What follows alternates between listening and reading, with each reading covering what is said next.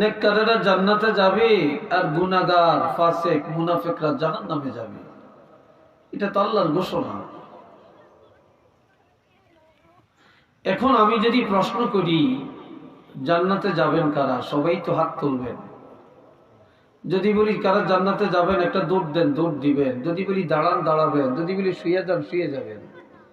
এখন যদি প্রশ্ন করি জাহান্নামে যাবেন কে, একটা লোক তো হাত তুলবেন না। কি কথা ঠিক কিনা?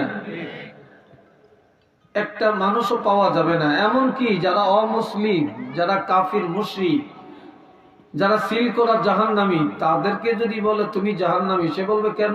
আমরা স্বর্গে যাব। সে কি বলে? স্বর্গে যাবে। তারা মৃত্যুর পর আগুনে পোড়াইয়া দেয়, বলে আমরা স্বর্গে চলে গেছি। ঠিক না? তারা জাহান্নামে যাবে বলে বিশ্বাস করে না। আল্লাহ ভাইদারে আমার, আল্লাহ বলছেন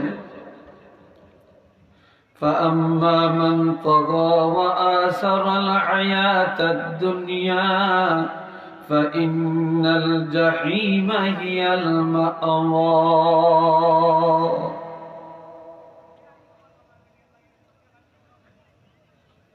আল্লাহ, আজ মানুষের কাছে কোরআন ভালো লাগে না, হাদিস ভালো লাগে না, ওয়াজ মজা লাগে না, নামাজ ভালো লাগে না, সত্য কথা ভালো লাগে না। কেন? যার টাইফয়েড জ্বর হইছে, বিষম ক্ষেত্র জ্বর হইছে, তার কাছে রসগোল্লা দিলে তিতা লাগে। ঠিক কিনা?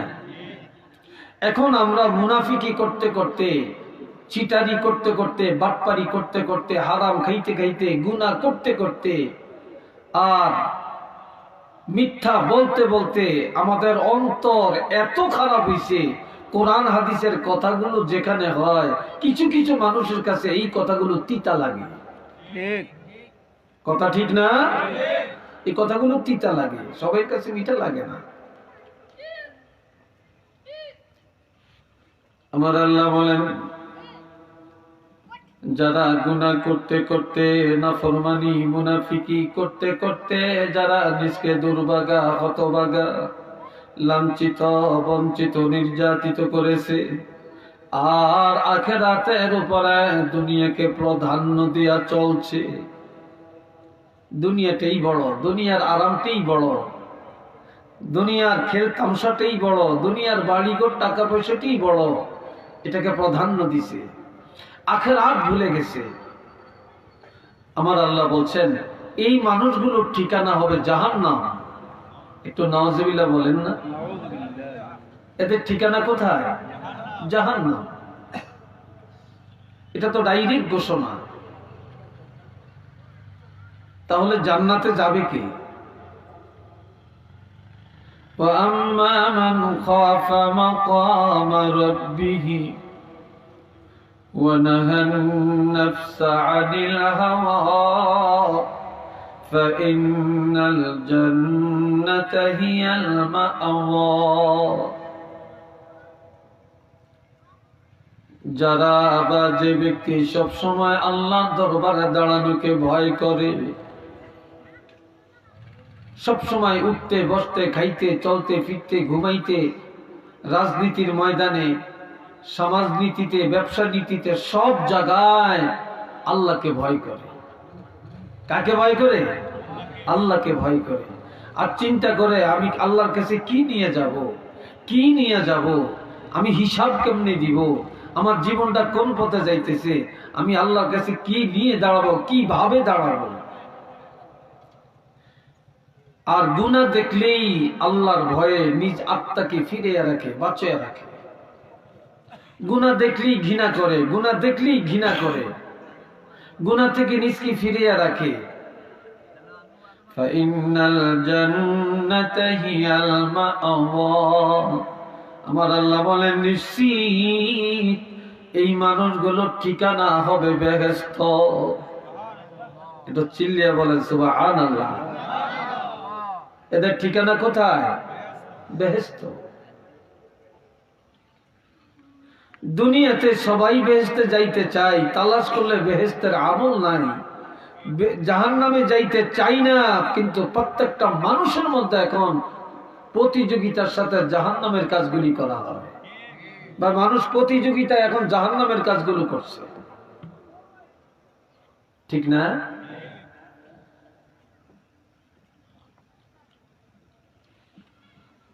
আল্লাহ, এই জন্য আল্লাহ বলেন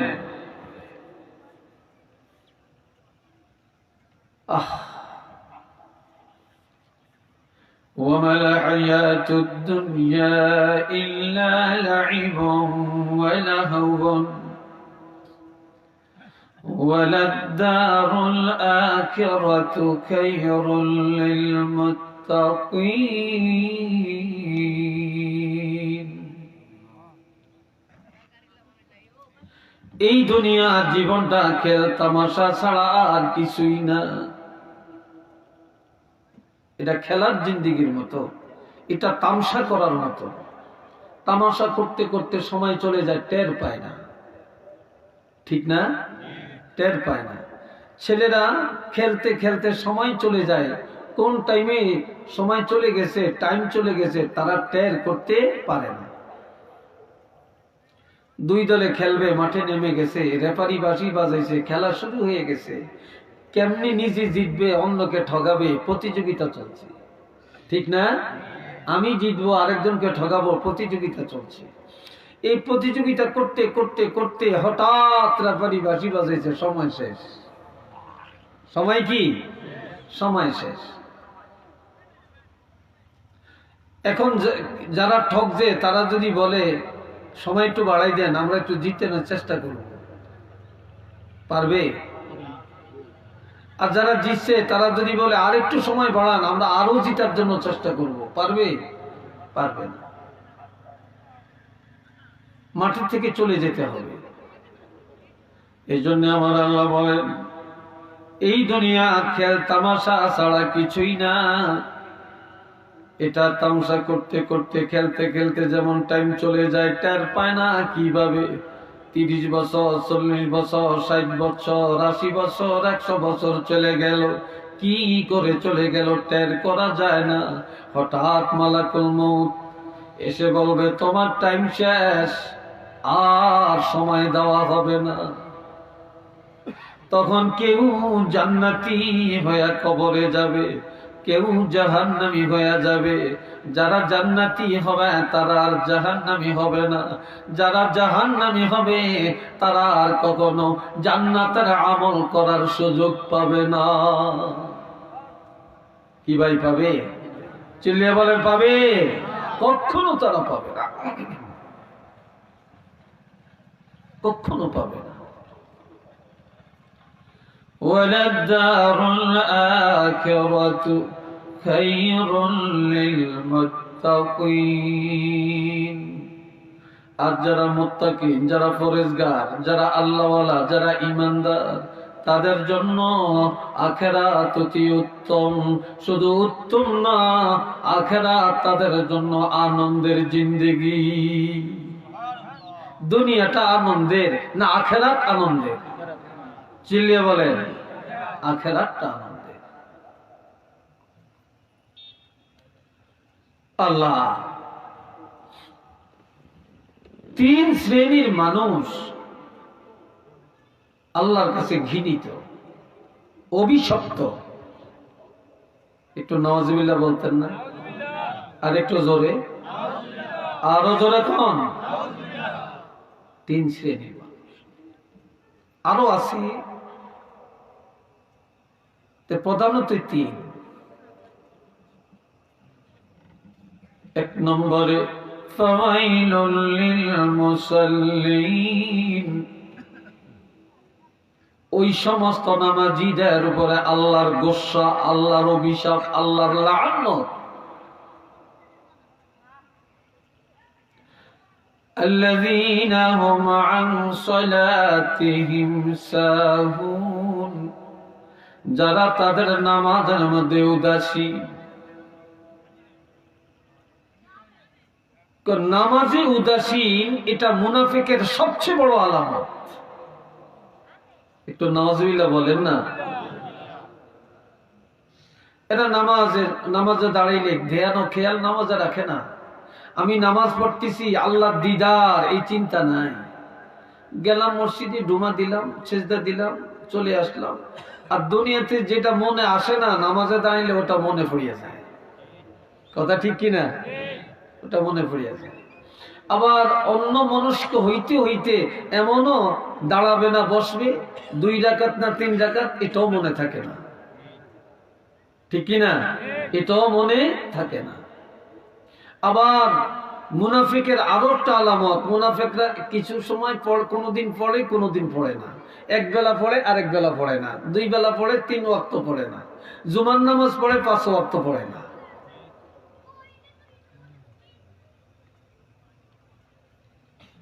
আল্লাহ, তাদের আরেকটা পরিচয় কি? আল্লাযীনা হুম ইয়ারাউন, তারা যখনই ইবাদত করে আল্লাহর জন্য করে না, মানুষকে দেখানোর জন্য করে। ঠিক কি না? তারা মানুষকে দেখানোর জন্য ইবাদত করে, তারা আল্লাহর জন্য করে না। আমাদের প্রত্যেকটা কাজ কার জন্য? জোরে বলেন, কার জন্য? ইন্না সলাতি ওয়া নুসুকি ওয়া মাহইয়ায়া ওয়া মামাতি লিল্লাহি রাব্বিল আলামিন। হাবিব আপনি বলেন, আমার নামাজ, আমার কুরবানি, আমার জিন্দেগি, আমার মরণ বিশ্ব জগতের প্রতিপালক আল্লাহর সন্তুষ্টির জন্য। এখন নামাজ হবে আল্লাহর জন্য, আর এই নামাজ যদি মানুষের জন্য হয় এটা মুনাফিক। কোরবানি হবে আল্লাহর জন্য, এটা যদি লৌকিকতার জন্য হয় এটা হবে রিয়া, এটা হারাম, এটা কবিরা গুনাহ। এটার দ্বারা সে কখনো নাজাত পাবে না, তার উপর আল্লাহর গোসা। আমার পুরো জিন্দেগি হবে আল্লাহর জন্য, আমার মৃত্যুটা হবে, যারা বলেন কার জন্য? আল্লাহর জন্য। বিবাহ শাদী আল্লাহর জন্য, সন্তানাদি আল্লাহর জন্য, ব্যবসা বাণিজ্য আল্লাহর জন্য, আমার এই রাষ্ট্র পরিচালনা যা করবো এটা আল্লাহর জন্য।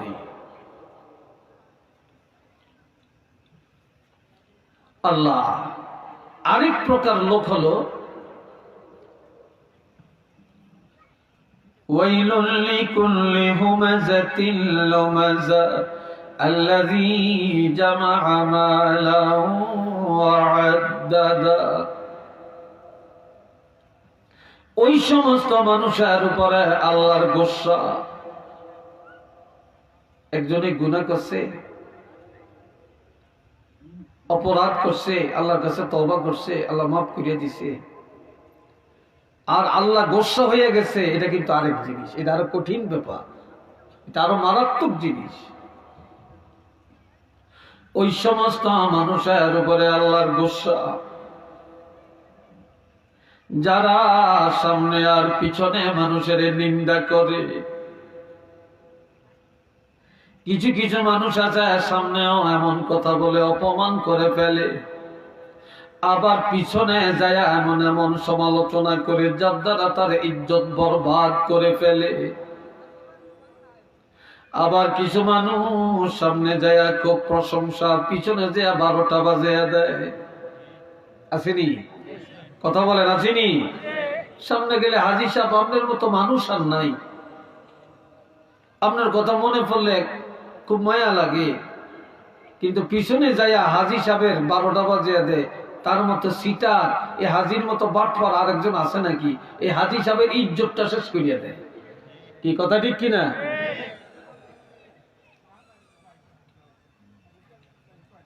এই জন্য মুনাফিকরা, ফাসিকরা যারা সামনে আর পিছনে মানুষের গীবত করে, শিকায়ত করে, অপমান করে, নিন্দা করে, সবে আমি ভালো, আমার চেয়ে খারাপ কেউ ভালো কেউ নাই, আর সব খারাপ, এটা সবচেয়ে বড় মুনাফিকি। আর আমি খারাপ সবাই ভালো, এটা হলো ঈমানদারি। কথা বুঝে আসছে কিনা? আমি ভালো সব খারাপ, এটা মুনাফিকি। আর আমি খারাপ, সব ভালো, এটা হলো ইমানদারি।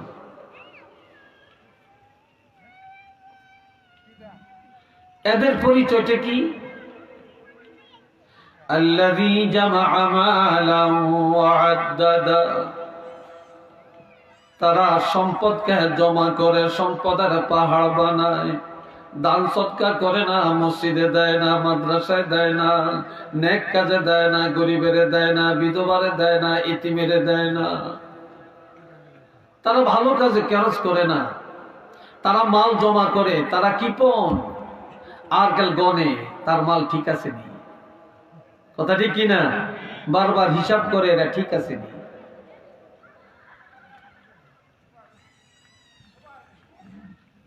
يحسب أن ماله أخلد, সে মনে করে তার এই সম্পদ চিরদিন তার কাছে থাকবে। কারণ আজকে যারা দুঃখী কালকে সে সুখী, আজকে যারা সুখী কালকে সে দুঃখী। কারণ চির সুখীও কেউ না, আর চির দুঃখীও কেউ না। ঘৃণা করার কোনো সুযোগ কারো আছে নাকি? কাউকে উপহাস করার সুযোগ আছে? নাই, কোনো সুযোগ নেই। বর্তমানে যারা বড় বড় ধনী, শহর বন্দরে অট্টালিকা বানাইছে, এরা এক সময় গরিব ছিল। আর যারা আস্তে আস্তে নিচে চলে গেছে, তারা এক সময় অট্টালিকার মালিক ছিল। আর একটা দল, ওয়াইলুল লিল মুতাফফিফিন আল্লাযীনা ইযা ইক্তালু আলান নাসি ইস্তাওফুন। এমন কিছু ব্যবসায়ী সমাজের মধ্যে আছে, ওই সমস্ত ব্যবসায়ীর উপরে আল্লাহর গোসা, যারা ব্যবসায় নেফাকি করে, মুনাফিকি করে, যেটা যে ক্রেতা সে বুঝতে পারে না। দেওয়ার সময় বেশি লয়, লওয়ার সময় কম দেয়, লওয়ার সময় ভালোটা লয়, আর যখন বিক্রি করে ভালোটার সাথে খারাপটাও চালিয়ে দেয়। তো এরা হলো কাট্টা মুনাফিক। আর এই জাতীয় ব্যবসায়ীর উপরে আল্লাহর গুসা, আল্লাহর অসন্তুষ্টি, আল্লাহর লানত। একটু চিল্লিয়ে এখন নাউযুবিল্লাহ, আর একটু আওয়াজ দিয়ে বলেন।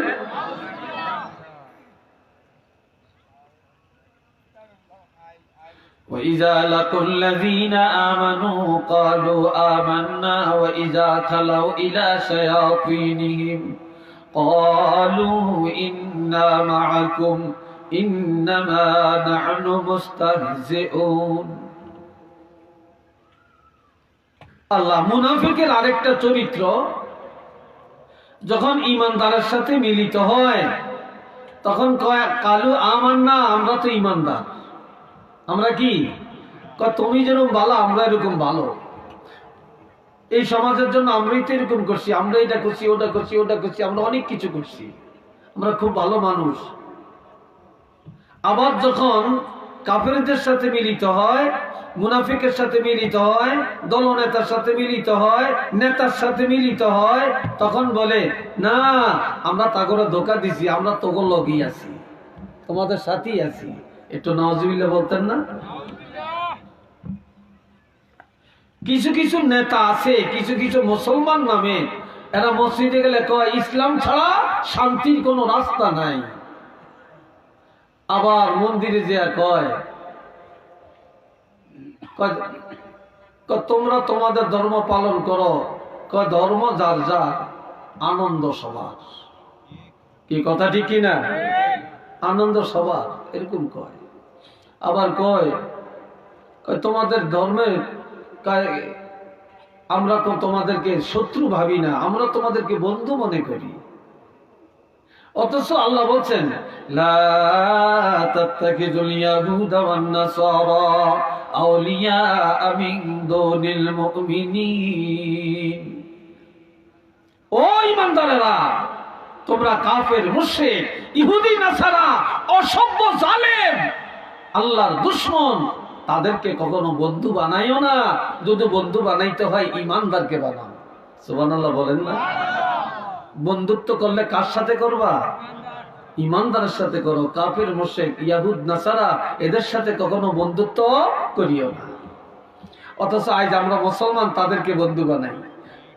গ্রামের মধ্যে যদি অমুসলিমের একটা হোটেল থাকে, এই দেশের মুসলমানেরা ওই অমুসলিমের হোটেলে খাইতে যায়। কথা ঠিক কিনা? আর মুসলমানের হোটেলে খাইতে যায় না, কারণ মুসলমানের পাকশাকটা ভালো লাগে না, লেনদেনটা ভালো না। আবার অমুসলিমের যদি একটা মুদি দোকান থাকে, এটার মধ্যে যে সদাই করে, অমুসলিমের যদি কাপড়ের দোকান থাকে, ওটার মধ্যে যে কাপড় কিনে, কিন্তু মুসলমানের দোকানের পাশে দিয়ে যায় না। আর অথচ একটা অমুসলিম জীবন চলে গেল, একটা মুসলমানের থেকে সদাই করবে না। এটা বিশ্বাস হয় আপনাদের? সদাই করবে না। আবার দেখা যায় এখন মুসলমানরা অমুসলিমের বিবাহ খাইতে যায়। কথা ঠিক কিনা? তাদের বর যাত্রী হয়, কনে যাত্রী হয়, তাদের বিবাহের অনুষ্ঠানে যায়। আবার তাদের পূজা দেখতে যায়, তাদের পূজার মধ্যে যে জমজমাট করে। কিন্তু আমাদের কোন একটা মাহফিলে অমুসলিম পাবেন না, আমাদের ঈদের ময়দানে তাদেরকে পাবেন না, আমাদের কোন অনুষ্ঠানে তাদেরকে পাবেন না। আর তাদের অনুষ্ঠানে মুসলমান পাওয়া যায়। এর চেয়ে বড় মুনাফিকি আর আছে নাকি? কি কথা ঠিক কিনা? তাদের অনুষ্ঠানে পাওয়া যায়।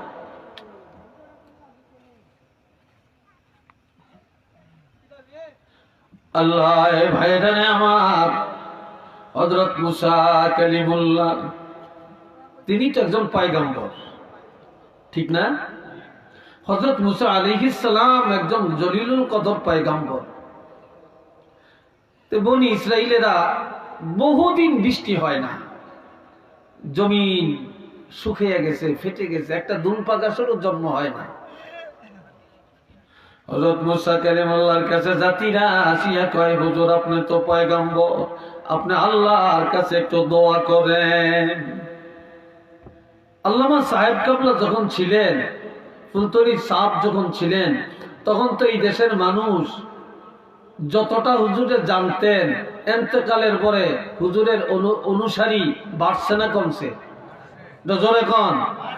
আর যে আইতেন হুজুরের জন্য দোয়া চাইতে, আমিও দেখছি অনেকে 100 টাকার নোট দিয়ে বলতো যে হুজুর সাবকাবলালি একটু দোয়া করিয়েন, আল্লাহ যেন হুজুরের হায়াতে বরকত দেয়, ঠিক না? 500 টাকা দিয়ে বলতো যে হুজুর সাবকাবলালি একটু দোয়া করিয়েন, আল্লাহ যেন হুজুরকে হায়াতে বরকত দেয়। এমন দোয়া চাই না লোক আছে না? বহু আছেন। আবার সাহেবের কাছে দোয়া চাইতেন যে হুজুর এই বিপদে পড়ছি, একটু দোয়া করেন। তো মুসা কালিমুল্লাহর কাছে আসছেন, হুজুর আপনি তো পয়গম্বর, আল্লাহর কাছে একটু দোয়া করেন, আপনি পয়গম্বরের মুনাজাত আল্লাহ কবুল করবেন, আল্লাহ যেন রহমতের বৃষ্টি নাজিল করেন।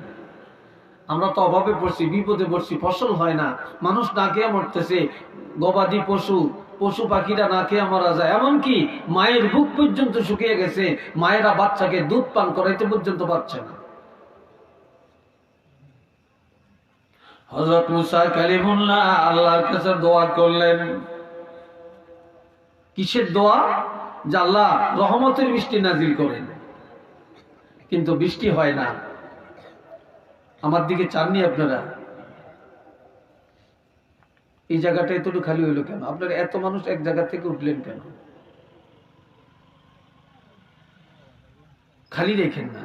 আপনারা খালি থাকলে শয়তান বসে, মাহফিলে খালি থাকলে শয়তান বসে। আপনারা ওই যে চাদর গাইতে মুরব্বী একটু আগান, আপনারা আগে যান। এই ভাইয়েরা আমার, মুসা কালিমুল্লাহ আল্লাহর কাছে দোয়া করলেন, দোয়া কবুল হয় না। এবার আল্লাহর কাছে বলেন, আল্লাহ আমি তোমার কাছে দোয়া করলাম, জাতি আমার কাছে দোয়া চেয়েছেন, আমি পয়গম্বর, তুমি আমার দোয়া কবুল করছো না। তখন আল্লাহ কয়, মুসা তোমার দোয়া কবুল করব, তুমি যাও। কোথায় যাইবা? তুমি গ্রামে যাও, লোকালয়ে যাও, সেখানে যাইয়া ভালো ভালো পরেজগার আল্লাহওয়ালা দেখে 40 জন মানুষ নিয়ে পাহাড়ে আসো। বলেন কতজন? 40 জন মানুষ নিয়ে পাহাড়ে আসো। এই 40 জন একসাথে যখন দোয়া করবা, তখন দোয়া কবুল হবে, রহমতের বৃষ্টিও পাইবা। এটা সুবহানাল্লাহ জোরে বলেন। এখন 40 জন পরেজগার দেখা নিয়ে গেছেন। আমরা এখানে স্টেজে যারা আছি, আপনারা নিচে যারা বসছেন, আপনারা তো সবাই আমগরে অনেক আপনাদের চেয়ে বড় মনে করছেন, বুজুর্গ মনে করছেন, পরহেজগারি মনে করতেছেন, তাই না? আমাদের কার অন্তরে কি আছে এটা কি কেউ বলতে পারবেন? চিল্লে বলে পারবেন? আর আপনাদের তো আমরা অনেক ভালো মনে করছি, সবাই ভালো, সবাই নেককার, কিন্তু এখানে কার ভিতরে কি আছে, কার পাপ কেমন, কার নেক আমল কেমন, কার তাকওয়া কেমন, এটা কি আমরা কেউ বলতে পারবো? কেউ বলতে পারবো না। এটা জানে কে? আরো আসতে কোন? এটা জানেন আল্লাহ। এখন 40 জন নিয়ে পাহাড়ে গেছে, এইবার দোয়া করছে, দোয়া কবুল হয় না, এখনো রহমতের বৃষ্টি আসে না। মুসা কালিমুল্লাহ সিজদায় যাইয়া আল্লাহর দরবারে কান্নাকাটি করে আর বলে, আল্লাহ, এত কান্নাকাটি করলাম, এত মুনাজাত দিলাম, তুমি দোয়া কবুল করলা না। আল্লাহ, পয়গম্বরের দপ্তর থেকে নামটা কাটিয়ে দিলা নাকি? আমার নামটা কি বাদ দিয়া দিছো? পয়গম্বরের দপ্তরে কি আমার নাম নেই? আমার আল্লাহ বলেন, ও মুসা, তোমার নাম পয়গম্বরের দপ্তরে আছে, পয়গম্বরে ঠিক আছে, সব ঠিক আছে। এ মুসা, তোমার এই 40 জন নিয়ে পাহাড়ে আসছো, এটাও ঠিক আছে, তবে এই 40 জনের মধ্যে একজন মুনাফিক আছে। কয়জন? এটা জোরে কর। একজন মুনাফিক আছে। এই 40-এর মধ্যে একটা মুনাফিক থাকার কারণে আমি আল্লাহর দরবারে এই একটা মুনাফিকের কারণে এই 40 জনের মুনাজাত কবুল হইতেছে না। তুমি পয়গম্বরের মুনাজাত পর্যন্ত কবুল হয় না। একটু নাউজুবিল্লাহ জোরে বলেন না। একটা মুনাফিক থাকার কারণে আজকাল বুজুর্গরে নিয়ে দোয়া করি, বাড়িতে নিয়ে দোয়া করি, হুজুর নিয়ে দোয়া করি, আলিম নিয়ে দোয়া করি, তারপরে চাঁদপুরি হুজুর আসলে দোয়া করি, ডাকাতে হুজুর আসলে আমরা তো দোয়া করি, পানি পড়া নেই, তারপরে হুজুর আমার বাসায় একটু আসেন, একটু যাইতে হবে, না গেলে মনে কষ্ট হবে, একটু দোয়া দিয়ে যাবেন। আরে ভাই, যাওয়া তো হয়, কিন্তু দোয়া কবুল হচ্ছে না কেন? পরিবর্তন হয় না কেন? তো দোষ দেয় হুজুর্গ, দোষ দেয় ইমাম সাহেব, দোষ দেয় পীর সাহেব। আগের মতো হুজুর এখন আর নাই। কেন? হুজুর্গ দোষ। কিন্তু আসলে আপনি যে দোয়া করতে নিলেন, আপনার ঘরে বেনমাজি, আপনার ঘরে মুনাফি, আপনার ঘরে সুদ, আপনার ঘরে ঘুষ, আপনার ঘরে মিথ্যাবাদী, আপনার মধ্যে গানের আড্ডা, জুয়ার আড্ডা, আপনার ঘরে গাঞ্জার আড্ডা, মদের আড্ডা, কাজে আপনার দোয়া কেমনে কবুল হবে? কথাটা বুঝতে পারছি নাকি? দোয়া কিভাবে কবুল হবে? নিজের দোষটা কেউ দেখি না, কেউ দেখি না। মুসা কালিমুল্লাহ বলেন, আল্লাহ, এখন আমার দোয়া কেন কবুল হয় না? আমার আল্লাহ বলেন, মুসা রে, তোমার দোয়া ঠিক আছে, 40 জন নিয়ে পাহাড়ে আসছো, এটাও ঠিক আছে, তবে এর মধ্যে একজন মুনাফিক আছে। একটা মুনাফিক থাকার কারণে দোয়া কবুল হচ্ছে না। এই মুনাফিকটাকে তাড়াইয়া দাও, দোয়া কবুল হয়ে যাবে। মুনাফিকটাকে বের করে দাও মজলিস থেকে, দোয়া কবুল হয়ে যাবে। মুসা কালিমুল্লাহ কে, এই মুনাফিককে দাঁড়াও। আচ্ছা বলেন, সে কি দাঁড়াবে? কথা বলেন এই যুবকরা, দাঁড়াবে? দাঁড়াইলে তো তার জীবন হুঁশ থাকবে? আর তারা তো মেরেই ফেলবে। এখন কে মুনাফিক? সবাই তো নিজেরা ভালো মনে করতে আছে। এখন বলছে কে মুনাফিক, দাঁড়াও। এখন কে দাঁড়াবে? এখন কারে মুনাফিক বলছে আল্লাহ? বুঝা গেছে? চিনা গেছে? বলেন, চিনা গেছে? চিনা যায় না। এখন সে দাঁড়ায়ও না।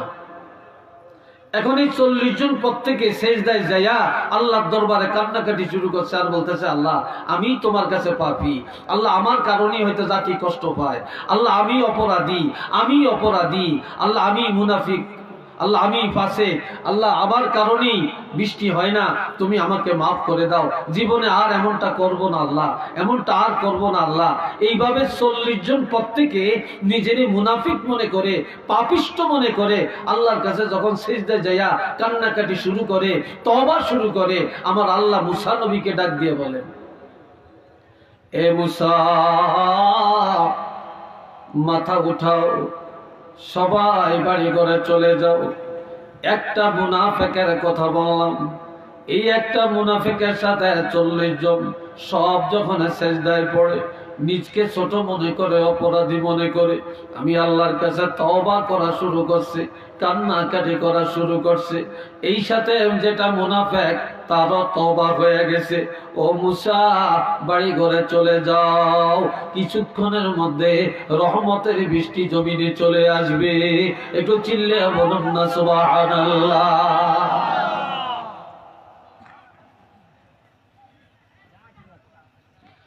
আল্লাহ, দুনিয়াটা এখন সব নাপাক। আমার নবীর এই মাসে মেরাজ হয়েছে, কি কথা ঠিক কিনা? নবীর কি হয়েছে? নবীর মেরাজ হয়েছে। আর আমার এই নবীর মেরাজের পর্যন্ত অস্বীকার করছে একদল মুনাফিক। ইসলামের ক্ষতি কাফেররা এতটা করতে পারে না, মুশরিকরা এতটা করতে পারে না, যদিও করছে, কিন্তু মুনাফিকরা সবচেয়ে বেশি ক্ষতি করছে। কি কথা ঠিক কিনা? মুনাফিকরা সবচেয়ে বেশি ক্ষতি করছে ইসলামে, তারা সবচেয়ে বড় দুশমন ছিল। দেখবেন এলাকার মধ্যে মসজিদ হইতে আছে, মসজিদের মধ্যে একদল আছে প্রকাশ্যে বিরোধিতা করে, আরেক দল আছে ভিতরে ভিতরে মুনাফিকি করে। কি কথা ঠিক না? ভিতরে ভিতরে মুনাফিকি করে, বিরুদ্ধচারণ করে। এই যে ওয়াজ হইতেছে, একদল পক্ষে, আরেক দল উপরে দিয়েছে, না ভালোই করতে আস, কিন্তু ভিত্তি দিয়া এমন যেমন ষড়যন্ত্র করতেছে যেন মাহফিলটা আগাইতে না পারে, যুবকরা যেন সফল হতে না পারে। কি বলেন, আছে কিনা? কথা কয় না, আছে কিনা? আছে। এই ভালো কাজে মুনাফিকদের ষড়যন্ত্র সবচেয়ে মারাত্মক। এই ভাইরা আমার, আল্লাহর হাবিব রাহমাতুল লিল আলামিন যখন দুনিয়ায় আসলেন, নবী যখন বলেন ইন্নী রাসূলুল্লাহ, আমি আল্লাহর রাসূল, কাফেররা একটা জলসা করছে। জলসা করে আবু জাহেলকে বলে, আবু জাহেল, তুমি মুহাম্মদের কি মনে করো? সে যে নিজকে রাসূল দাবি করে। আবু জাহেল বলে, মুহাম্মদ রাসূল এই কথা আমরা বলতে পারি না, আমাদের মুখ দিয়ে শোভা পায় না, অথচ জানে মুহাম্মদ আল্লাহর রাসূল। সে তো আব্দুল্লাহ ছেলে, আব্দুল্লাহ ছেলেকে আবার রাসূল বলবো? দেখি হতে পারে? আপনাদের এলাকায় যতগুলি মসজিদ আছে, অধিকাংশ মসজিদের ইমাম কিন্তু 5 মাইল 10 মাইল 20 মাইল দূরের, কিন্তু বাড়ির ছেলে বাড়িতেও কিন্তু ইমামতি করার যোগ্যতা সম্পন্ন লোক আছে, হাফেজ আছে, আলেম আছে, কিন্তু বাড়ির মানুষ, বাড়ির আলেম, এলাকার হুজুর এলাকার মসজিদে ইমামতি করতে পারে না। কারণ এলাকার মানুষ তাকে ঘৃণা করে, আব্দুল্লাহর পোলা, অমকের পোলা, সৈল্লার পোলা, কৈল্লার পোলা। এই সেদিন দেখছি ল্যাংটা হাঁটে, সে আবার মসজিদে ইমামতি করবে, আমরা তার পিছনে নামাজ পড়বো, এটা হয় নাকি? কি কথা ঠিক না? কথা ঠিক না? এটা হয় নাকি?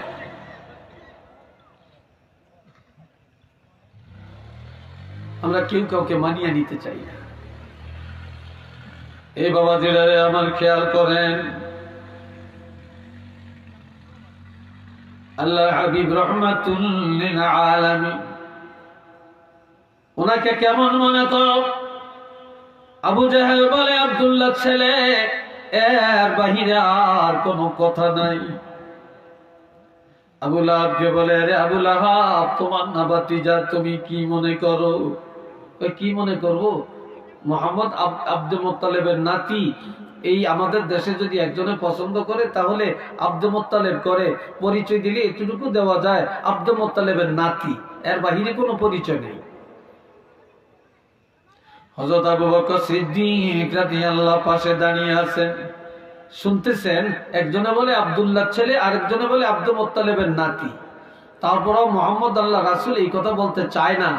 সিদ্দিক আকবর দৌড় দিয়ে আইসা বলতেছে, ও মক্কার কাফিরেরা, সাবধান হয়ে যাও, মুহাম্মদের পরিচয় দেওয়ার জন্য মনে করছো কেউ নাই, আমি আবু বকর, আমি তোমাদের কাছে উদাত্ত কণ্ঠে বলে দিতে চাই, ওয়ামা মুহাম্মাদুন ইল্লা রাসূল, মুহাম্মদ আর কেউই না, তিনি হলেন একমাত্র আল্লাহর রাসূল। একটু চিল্লিয়ে বলেন না সুবহানাল্লাহ।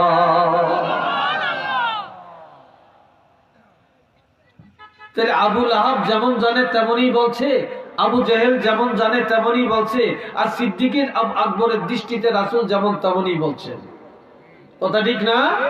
আর নবী মেরাজ থেকে আসার পরে সর্বপ্রথম এই মেরাজের সত্যতা প্রমাণ কে করছিলেন? হযরত আবু বকর সিদ্দিক রাদিয়াল্লাহু। তিনি সিদ্দিক উপাধি পাইছেন তো একমাত্র এই মেরাজ থেকে। কথা ঠিক কিনা? এই মেরাজ থেকে। চিল্লিয়া বলেন আলহামদুলিল্লাহ। আর একটু আওয়াজ দিয়ে বলেন আলহামদুলিল্লাহ। আপনারা আমার দিকে তাকান। এই ভাইরা রে আমার, এবার আল্লাহ বলেন কদ খালাত মিন ক্বাবলিহির রাসূল, এর আগে অসংখ্য নবী রাসূল এসেছিলেন, তারা চলে গেছেন। কোন নবী এখন আছে? কথা নাই কেন? চিল্লিয়ে বলেন আছে? আর কোন নবী থাকাকালীন কি আল্লাহ আমগো নবীরে পাঠাইছেন? নবী আসার আগেই তো সব নবীর আল্লাহ নিয়ে গেছেন, ঠিক না? কিন্তু আমার আল্লাহ বলেন সমস্ত নবীরা চলে গেলেন, নবীদের ধর্ম কর্ম আচার বিচার সব বাতিল হয়ে গেছে, কিন্তু মুহাম্মাদুর রাসূলুল্লাহ এমন একজন নবী আল্লাহ পাঠালেন, আফা ইম্মাতা, তিনি যদি ইন্তেকাল করেন, আও কুতিলা, অথবা যদি শহীদ করা হয়, ইনকালাবতুম আলা আ'কাবিকুম, তোমরা কি অস্বীকার করবা, মুখ ফিরে নিবা? না না, এই নবী থেকে মুখ ফেরানোর অধিকার কারো নাই, কেননা দুনিয়াতে আর কোন নবী আসবে না, আর কোন কিতাব আসবে না, আর কোন ইসলাম নাই, কিয়ামত পর্যন্ত এই নবীকেই মানিয়ে নেওয়া লাগবে। একটু চিল্লিয়ে বলুন না সুবহানাল্লাহ। আরেকবার বলেন আলহামদুলিল্লাহ।